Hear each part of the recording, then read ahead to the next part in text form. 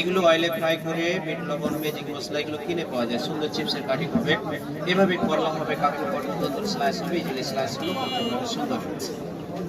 পেঁয়াজ টমেটো রান্না করে ফটাফট এটি কাটিং শেষ হয়ে যাবে।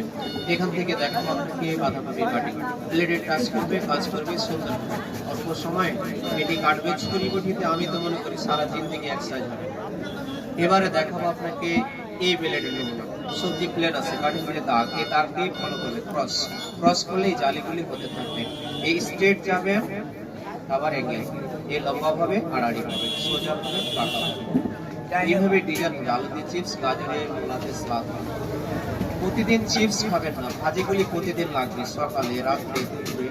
আলু মূলা গাজর শালগম চালকুমড়া মিষ্টি কুমড়া পেঁপে ভাজি ভাজি। আর ডিজাইন কিভাবে হবে? এই দাগ ক্রস, বাঁকা আবার সোজা, আবার বাঁকা আবার সোজা, তাহলে ডিজাইন হবে।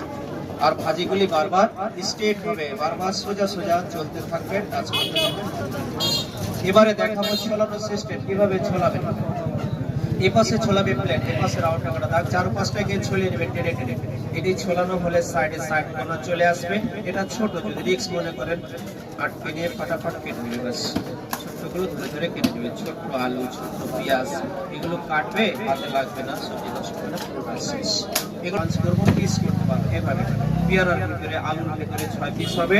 আর কুচি কুচির জন্য এগুলো পেঁয়াজ মরিচ আলাদা নেবেন বা একসাথে নেবেন, ছেড়ে ছেড়ে পাবেন, হাতটা জয়েন্টিং থাকবে না, জড়িয়ে থাকবে না। ইজি আছে, ভাববেন না যে প্রতিদিন হয়তো হবে, এটা করতে ভাত খাওয়া যাবে না, এই নর্মাল করলে হবে। এটা বোর্ড থাকবে, সিঙ্গেল এটি 300, সিঙ্গেল 500, 800, 100 200 ছাড়।